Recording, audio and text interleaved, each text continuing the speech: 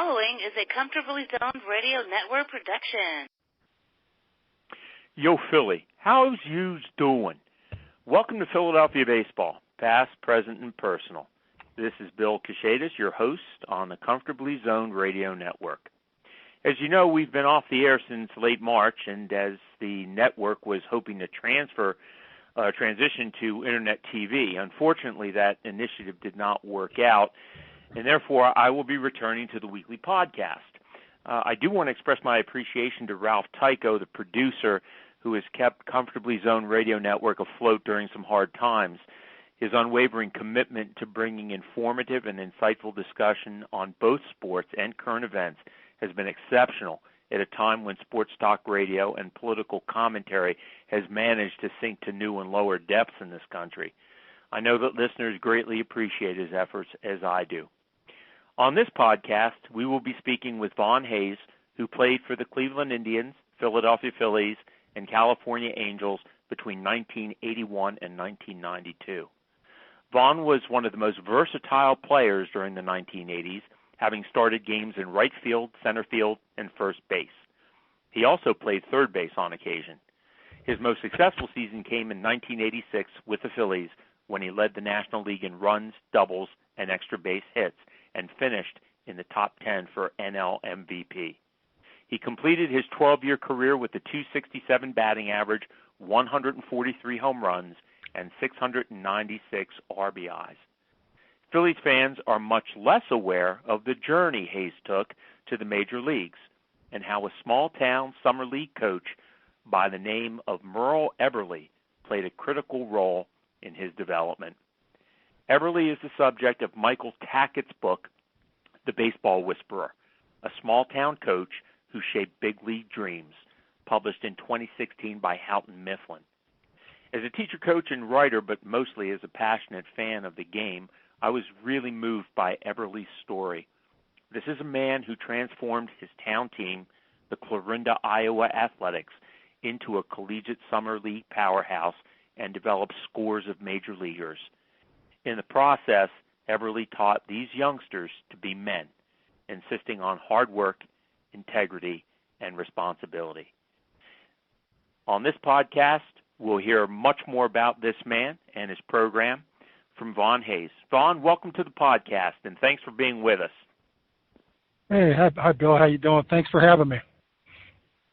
Great. Hey, listen, let's go back to the late 1970s when you were a student at St. Mary's College in California. SMC is a private Catholic college, which today is known for its Division I men's basketball team. But the very first sport at the school was baseball, and it dates to 1872, shortly after the founding of the college. Since then, SMC has sent dozens of players to the major leagues, including Hall of Famer Harry Hooper and two Phillies, in addition to yourself, catcher Ed Burns, class of 1907, and outfielder Gabby Craveth. Tell us, Vaughn, what was the baseball program like back in the 1970s when you were there? Well, we were very competitive, and it was a Division I program back then as well. And I actually ended up going there. It was my second choice. My first choice was where my father and my brother had graduated, Fresno State, and Fresno State was always a big time, college baseball program, and I called up there in my senior year and asked for the coach to take a look at me, and he gave me an answer that basically said, if you're not recommended by a professional scout, we're not interested. So I went back and told my high school coach that information, and he said he'd make a call to St. Mary's College, where he graduated from, and see if they would be interested. So the coach there, Miles McAfee, recruited me and gave me a couple $100 scholarship was all. That's about a tenth of a ride, but I was happy to get anything and go to a beautiful school and ended up playing, 3 years there at St. Mary's College. After my sophomore year, I went there actually as a pitcher. They recruited me as a pitcher, and I pitched on varsity my freshman year and played on the JV team first base and swung the bat a little bit. So about halfway through that season, I pretty much realized that I wasn't going to be a college pitcher, or certainly not a major league pitcher. So I asked if I could play a little third base the following year and go out for that position, and that's basically where I played my sophomore year was third base. I platooned. I didn't play every day, but got some at bats in and impressed the coach enough to have him move me to first base my junior year. So what happened was he was sending players prior to me in the early 70s to this little town in Clarinda, Iowa, where these kids would play their summer baseball. So when he decided I was going to play first base the next year, and I'd never played over there, I'd always played shortstop or third base all through high school and college. He suggested I go to Clarinda, Iowa, and try to play first base there. So I went out there in 1978, and within a couple weeks, I saw pretty much that I was either going to get cut or I wasn't going to get any playing time at first base. They had a senior there, Tony Camaro from San Diego State. I think he had 7 home runs in the first 10 games at first base. So I was, I basically I was going to get cut. So I asked the coach to go home and go back to Stockton, California, and play on a summer team and try to learn how to play first base and basically get a lot better than I was to compete at that level the next year. Mm-hmm.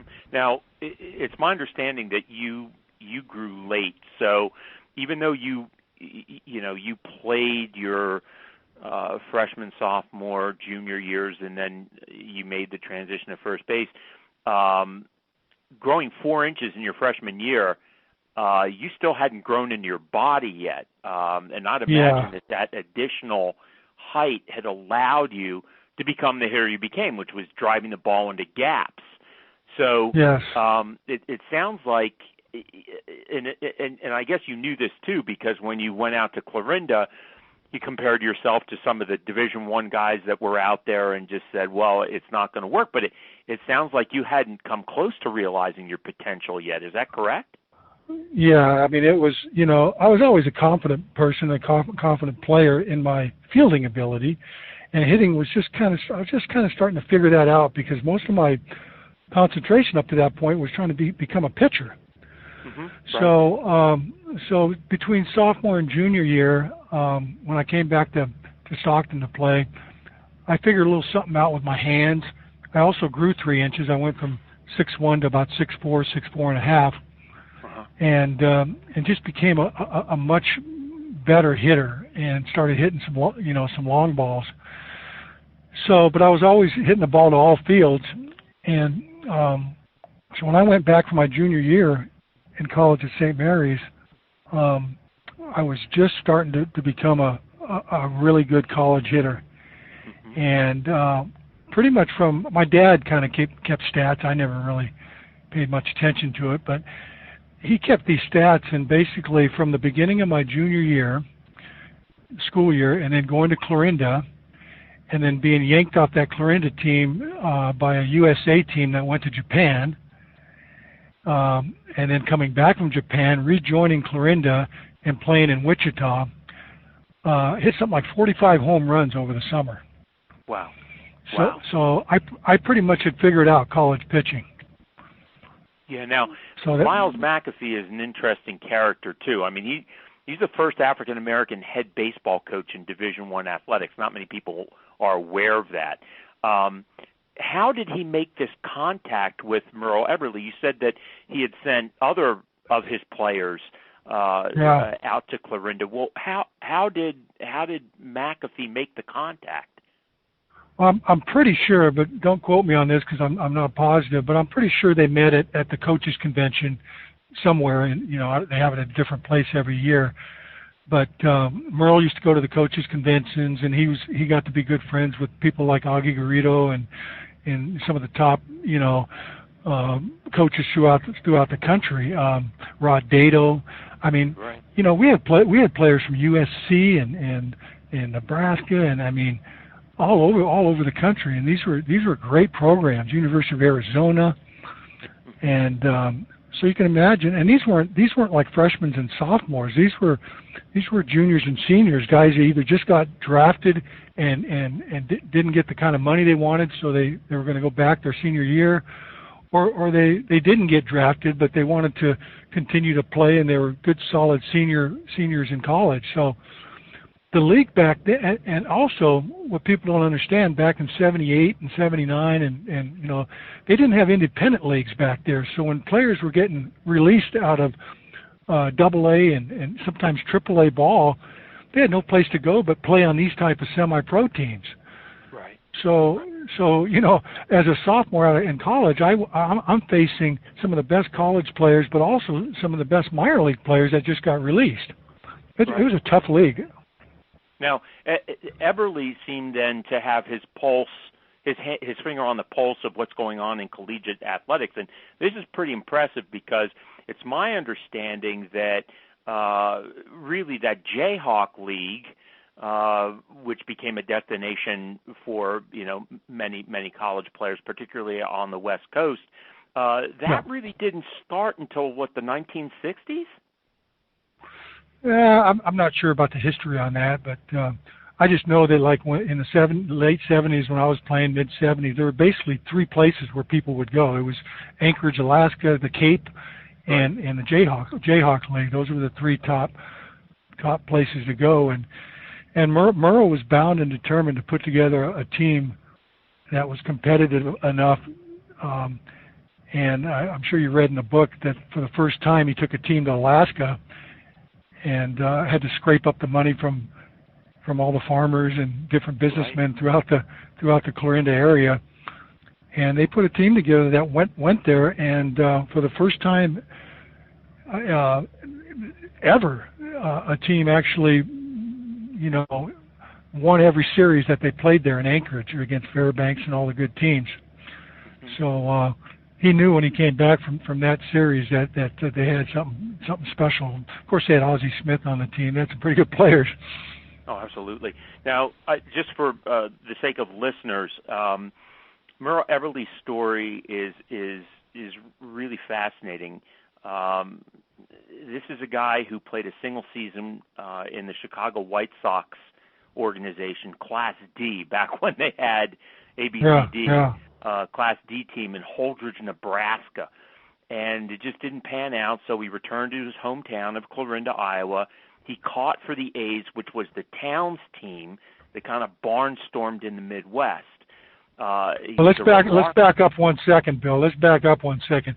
When you say it didn't pan out, I believe Merle would have been probably good enough to continue and play well, but he told me over and over, he had just been married. He was homesick. He had to leave his wife. He had just gotten married, and his wife doesn't get enough. Pat Eberly, doesn't get enough recognition in that book as being a huge part of.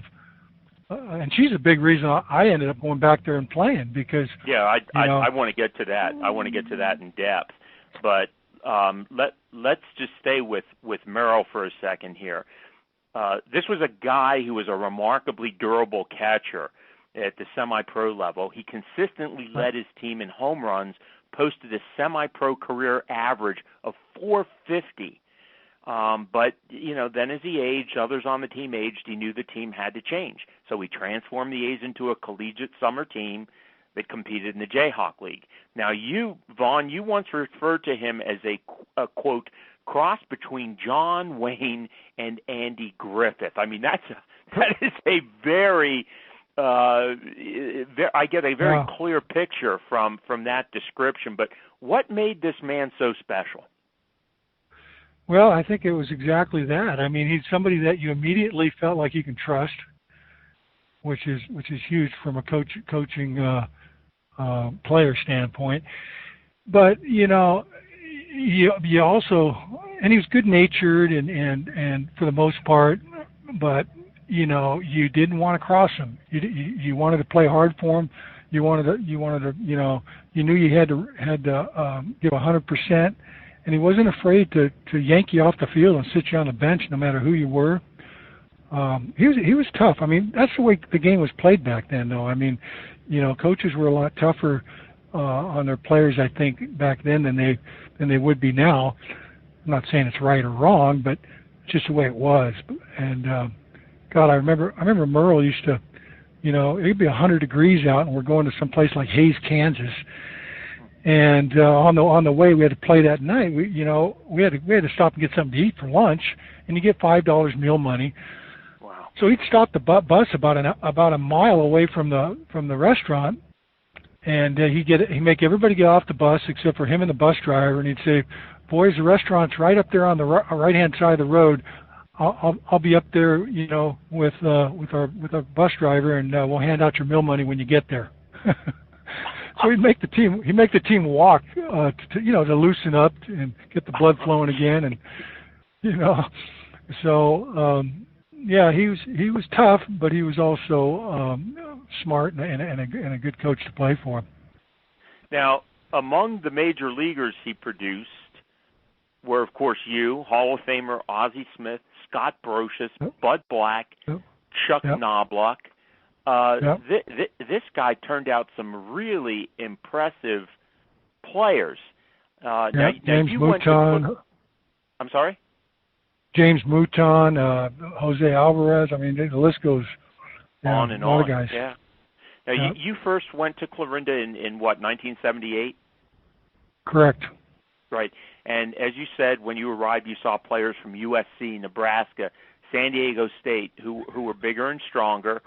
So you asked Merle if you could go back home to Stockton with the promise that you would return the following summer. Now, if I read this correctly in the book, you in '79 the Indians drafted you in the 7th round and offered you $10,000, but you turned down that offer to play for Everly? No. I wish if they offered me $10,000, I probably would have taken it. No, they offered me $200. That was the original offer, and my dad said no, he wants $45,000. Wow! So I didn't even be. It was basically the scout walked out of my door, and I walked out the back door, got in the car, and went to the airport. And I couldn't get to. I called Clarinda immediately and said, I'm not going to sign right now. I'm looking for a place to play. You probably don't remember me from last year, but. And he's holding the phone, and he's talking to Pat, going, "It's that Hase kid. Are we going to take him back?" And Mrs. Everly, she's such a sweetheart. You promised him you'd take him, and so, they flew me back there, and I played as hard as I possibly could because I was so grateful that they gave me another chance. Now, here's where I want to get to Pat Everly, because you had told me before that she was instrumental in getting you back there, and I see how now. But she was every bit as important to the success of that program as he was, because among other things, she found house parents for people. She did a lot of the logistical work. And it sounds like she did some mothering too of these players. Is that correct? Oh, absolutely. But the amazing part is, she didn't just say we need you to. They recruited by example. I mean, they would have at least 2 or 3 players staying in their basement, along with they had 6 kids of their own. Wow. So they just gave and gave and gave, and I think that was probably, and they weren't the only ones. It was the entire town. I mean, everybody was so nice, and I'd never seen anything like that in my life, and it kind of touched my soul. Yeah, I hear you. I pretty much born, raised Philly in the city, played my high school ball there, and now I'm up here near Williamsport, and I've been coaching a team out in the boonies of Millville 200 kids in the high school. I love the town. I love the kids. Completely different than what I knew growing up, and the town just embraces you if you show you care about the team, you care about the kids, and it's wonderful. So I could imagine. I mean, I don't know what Stockton, California is like, but Clarinda sounds like it's it's a oasis in the cornfields there. Yeah, I mean, it really is was a beautiful place to play, and you get outside right field, beyond right field. You either have 9-foot corn one year or soybeans the next. So, jeez. But and back then they were drawing well too. So every one of our home games, they get some pretty decent crowds for a small town. They might get 1,500 people out there. So there's only 5,000 in the city. So we were drawing from surrounding areas as well. But Merle was he was special. I mean, they both were, but I mean, Merle was, he's a baseball man through and through, no doubt about it. But more importantly, he taught life lessons to a lot of the guys, and but he had rules. I mean, he was tough. He had certain rules, and if I didn't care who you were, if you crossed him, he'll give you maybe one chance. But a second time, pack your bags. You're going home, son. So, I saw. He's sounded to me as I read the book like a surrogate father. I mean, I'm looking at the guys who are coaches today, and especially in these summer league teams, and it's business, and what they care about pretty much is your production. And if you're not producing, you sit or you go home. I just don't see people like this anymore. I mean, this guy's a teacher coach. That's what he was. He really was, and a lot of the players, they have all kinds of stories. They come back. My biggest regret is I didn't get to play for him enough. I really didn't play there that long, because the second time when I came, I was there for about a week and a half, 2 weeks, and I got the opportunity to go to Japan and play on the Japan USA College World Series team. So that took a month. So I missed a whole month, and they won the championship and the state and everything without me. But then they were going to the national tournament in Wichita, Kansas. So I rejoined the team, and that was a little awkward at first, because they had done so well without me, and now I come back and immediately somebody had to sit down, but it just kind of gave me more incentive to do well, because I didn't want to, take somebody's spot and not do well. So I really worked hard, and the results were very good, actually. Now, you did eventually sign with Cleveland, and you made it to the majors in 1981. You finished 7th in Rookie of the Year voting in 1982. But that December, the Indians traded you to the Phillies. The Phils dealt second baseman Manny Trio, infielder Julio Franco, right fielder George Vukovic, catcher Jerry Willard, and pitcher Jay Baller to the Cleveland Indians for you in a 5-for-1 trade. The Phillies insisted that you were a 5-tool player and were worth every one of those players they dealt. That's a lot of pressure. How did you handle that kind of pressure, Vaughn?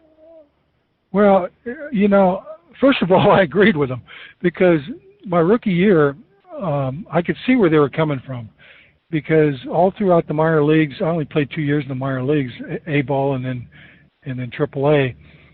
But there was a pattern that had developed where, a certain amount of RBIs on the average per at-bats, and, everything was just give me the at-bats and the numbers are going to be there. And even my first year in the big leagues, I missed out on about 100 at-bats that year because, the beginning of the year, I was the fourth outfielder behind Bake McBride, or behind all of them, actually. Right. But Bake McBride got pink eye and was going to be out for a couple weeks, so I stepped in and did well and never relinquished my opportunity to play and threw up some pretty darn good numbers my rookie year. But give me those extra 100 at bats, now I'm looking at maybe the best year I would have ever had. Maybe an MVP type numbers my rookie year. But it didn't happen. But that's what the Phillies were seeing. And so I felt great. It was tough walking into a clubhouse with 5 Hall of Famers. And it's basically a much older environment than what I was used to. But I was very confident that I was going to help this team and play well. And unfortunately, it was the first time in my career that I ever got injured. And it was the second game I played in spring training, and I missed all of spring training that year. So that's when the pressure hit me. That's when the first time I really felt major league pressure was that, okay, I'm starting the season here with a new team, basically no spring training, and I'm playing the outfield, which I'd only played for 2 years of my entire life, and both of those were in the big leagues.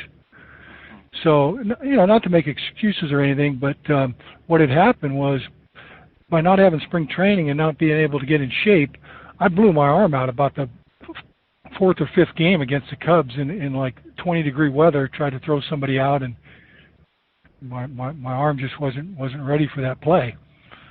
So I played the rest as much as I could, injured, but, did the best you do the best you can.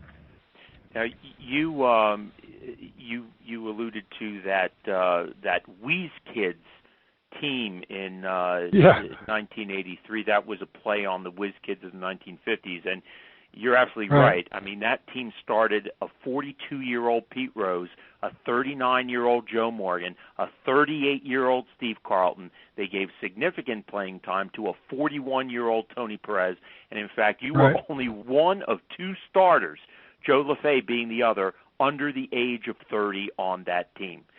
So, and you did bring speed and youth to that team. But here's a stat I don't know if you were aware of. If you look at your career with the Phillies, and I don't know how familiar you are with the metrics, the new analytics, your WAR, wins above replacement, was 27 during the 9 seasons you played for the Phillies. Okay, what that means is that you were responsible for 27 of the wins that the Phillies had. That means had you been replaced with an average player, that average player would not have gotten them those wins, but you did. Now, that's a pretty decent WAR, 27. The combined WAR of the 5 players who were dealt to the Indians for you collectively was 21.7. So your Phillies career has been vindicated by history and by the new metrics. So whatever criticism is should be wiped away because the deal more than paid for itself. And you also, made history. I mean, on June 11th, 1985, in a game against the Mets, you became the first player in Major League history to hit 2 home runs in the first inning of a baseball game. After leading off the game with a home run off Tom Gorman, you hit a grand slam later that inning off Calvin Schiraldi, and the Phillies went on to beat the Mets 26-7. That is the most single-game run scored by a big league team in over 40 years at that time. What were some of the other highlights in your 9-year career with the Phils, Vaughn? Well, obviously, just getting a chance to play in the All-Star game. Saw 1 pitch, base hit, RBI, so that was kind of nice.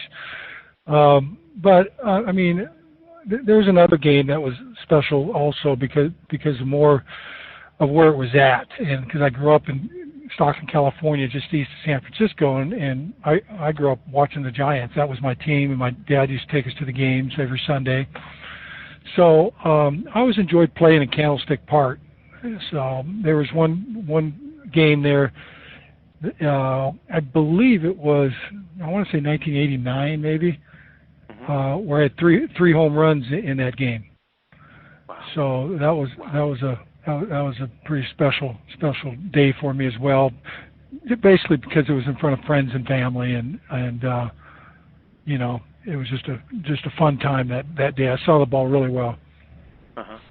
Now, getting back to Merle Everly, it seems like whenever you had a major decision to make during your career, about your career, you phoned him for advice. Is that true? Yeah, especially after 1986. My father passed away in 1986 in the spring. It was actually right during spring training.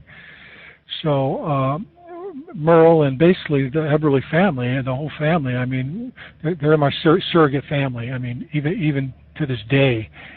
But Merle was somebody that I would call and talk to about hitting or about life or just about anything.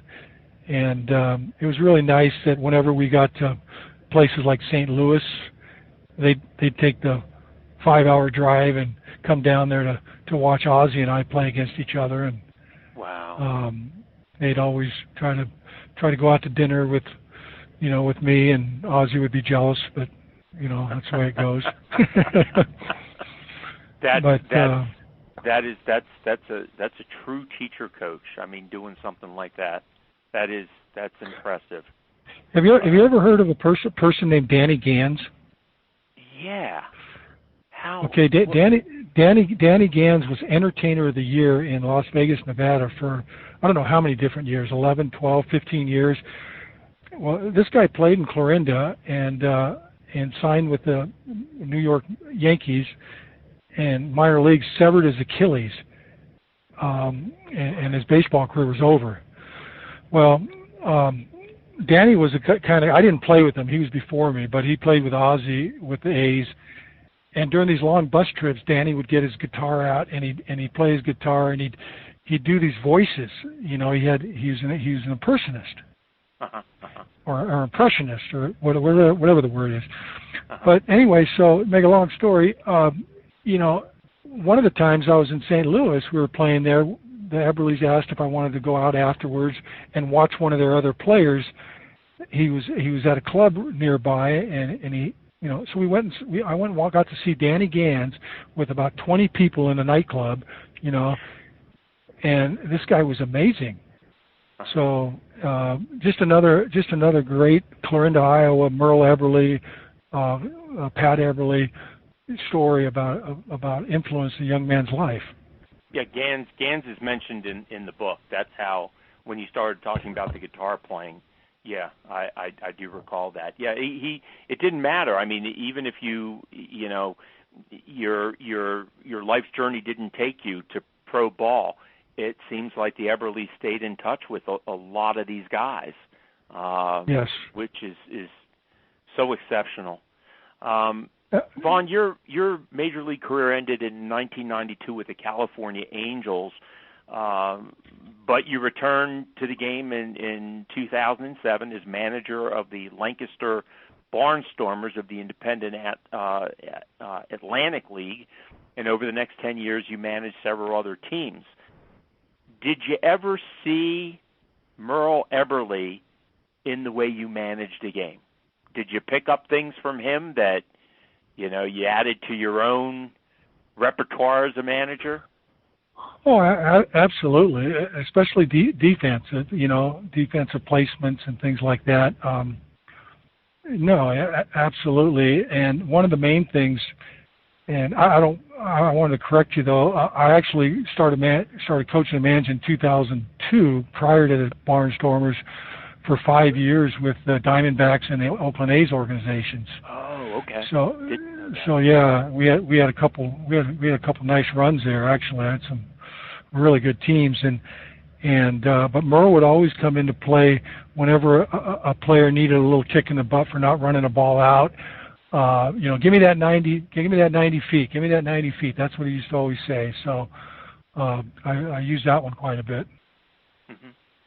Now, Merle died in 2011 after a long struggle with cancer, and you moved back to Clorinda just a few years ago. Why? Well, that goes way back. I mean, during the off seasons, I used to come back and help them, with their banquet, or I would do hitting clinics or just do baseball clinics and try to raise money for the program. And whenever I came back, usually in the wintertime, Merle started asking if I wanted to do a little hunting with him, a little pheasant hunting. He loved to hunt. And I really, wasn't really into it back then, but, just because I had other things I was doing. But I kind of fell in love with it. So after a couple of years in the big leagues, Merle called me and asked if I'd be interested in possibly going in with him and his son-in-law and buying some property. So we bought some property. It was really cheap back then, like $200 an acre. I mean, it was really cheap. So we ended up buying like a couple hundred acres, beautiful hunting property with about 14 acres of farmland on it, and I ended up buying everybody out, and I own I own the entire 200 now. But I found myself going back there more and more and more. And I finally decided, heck, I'm gonna build a house on it that that it's a great place to live. I'm an empty nester now, so I decided it'd be a nice place to spend a few years. Now, I was on the website, so I saw that Clarinda still continues to field that team. Yes, and the town continues to support it. I'd imagine you still have some association with it. Do you? Yeah, I mean, actually, last year I helped kind of coach / managed, and started out. I told them I'm just going to be able to do the home games. Well, after about 6 or 7 games, I said, heck with this. I need to do this full time. So I went full can't scratch time. it. Yep. I hear you. Yeah. So. You just get so involved and you want to be there for the kids. You felt so. Anyway, I ended up going full time last year. This year I couldn't commit full time, so I'm not going to be on the field. But whenever I have a chance and get out there for practices, or I may sit on the bench at home games once in a while, I try to help them out as much as I can. Unfortunately, the program isn't what it used to be. Just for various reasons, money being probably the main one, but we're just not getting the type of talent that they used to get, and it just seems like the players now they commit on paper that they're going to stay there the whole year, and if things don't go well, a lot of them will leave a week before their colleges start up again. They want to take a quick, summer vacation. So we lose too many players at the end of the year, and that gets very frustrating. Probably the Cape in Alaska doesn't do that, except that kind of thing. You're probably bounced or you're not invited back if you did. Or is the same thing happening there? Well, I suggested, and this is just the program, and they just won't do it. But I suggested that they take a deposit. I said, you guys, something's got to be on the table. They got to get, if they want to leave, fine, but they got to leave us with something too, So, I think beginning of the season, you take a deposit of $500, $1,000, and they get it back at the end of the year when they complete their contract. That's a great idea. But just the attitude of the people, they don't want to take anything from anybody, and they're just too darn nice. Right.